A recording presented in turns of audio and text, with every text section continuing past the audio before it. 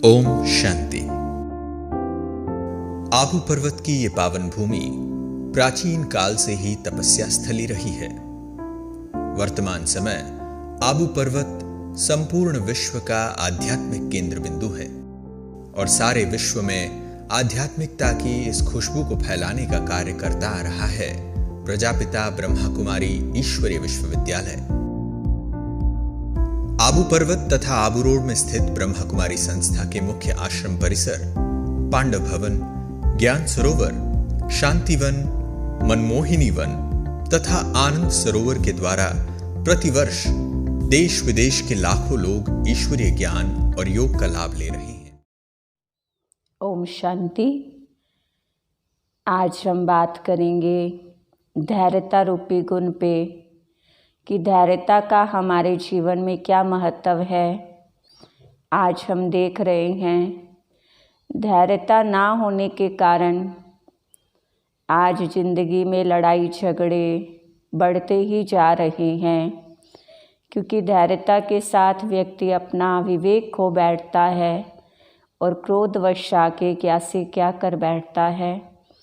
आज अगर हम जेल में भी रिपोर्ट देखे क्राइम की तो 70% जो क्राइम देखा गया वो क्रोध कारण ही होते हैं, और जब उनसे जाके मिला जाता है तो वो यही कहते हैं कि मुझे गुस्सा आ गया, मैंने सोचा नहीं था कि इसका परिणाम ये होगा।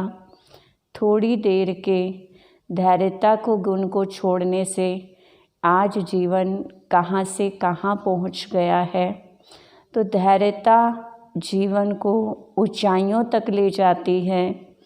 कई बार कई व्यक्ति जल्दी जल्दी कार्य तो करते हैं, लेकिन वो कार्य हमेशा ठीक नहीं होता। उस कार्य के अंदर नुकसान भी हो जाता है। तो कैसे हम अपने जीवन में धैर्यता को बना के रखें, ये पिता परमात्मा आकर हम बच्चों को वो शक्ति वो बल देते हैं, किस गुण को अपने जीवन में कैसे लेके आवें। एक किसान जब बीज बोता है वो भी धैर्य रखता है फसल पकने तक। अगर वो अपने धैर्य को खो देवे तो आज हम भूखे ही मर जावें, वो अनाज की प्राप्ति हो ही ना सके। इसलिए कोई भी कर्म हम करते हैं, कुछ अच्छा कर्म भी करते हैं, तो जब धैर्यता रखते हैं तो कहा भी जाता है धैर्य का फल मीठा होता है।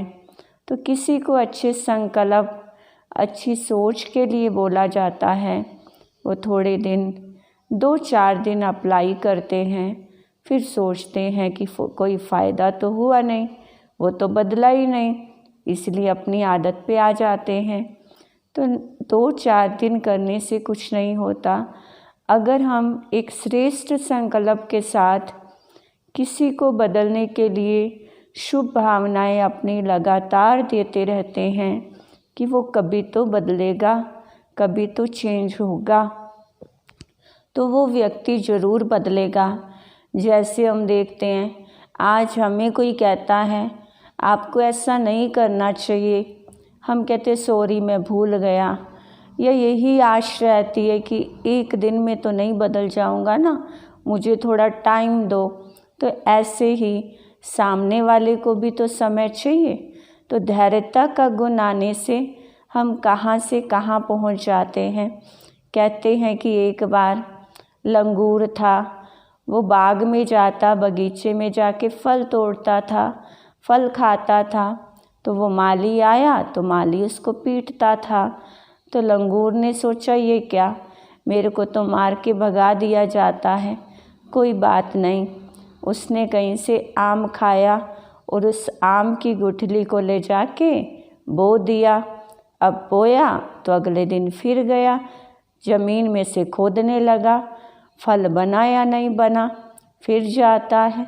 तो कहने का मतलब कि किसी भी बीज को जब हम डालते हैं तो उसको ढक के रखा जाता है, उसके बाद वो कई गुना फल देती है।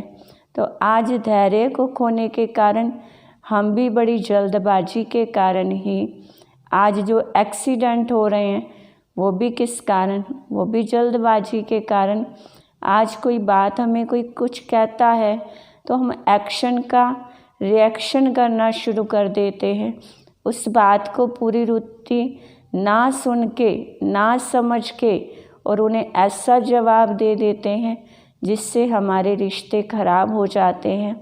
तो आज से हम ये संकल्प लेंगे कि थोड़ी देर के लिए सोच समझ के, धैर्य रख के सामने वाले की बात को सुने, समझे, फिर उसका शांतिपूर्वक जब जवाब देंगे तो कोई भी कर्म आपसे रोंग नहीं होगा।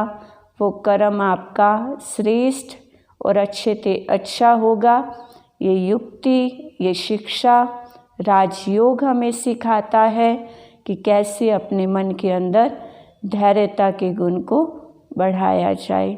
इन्हीं शब्दों के साथ ओम शांति, ओम शांति, ओम शांति।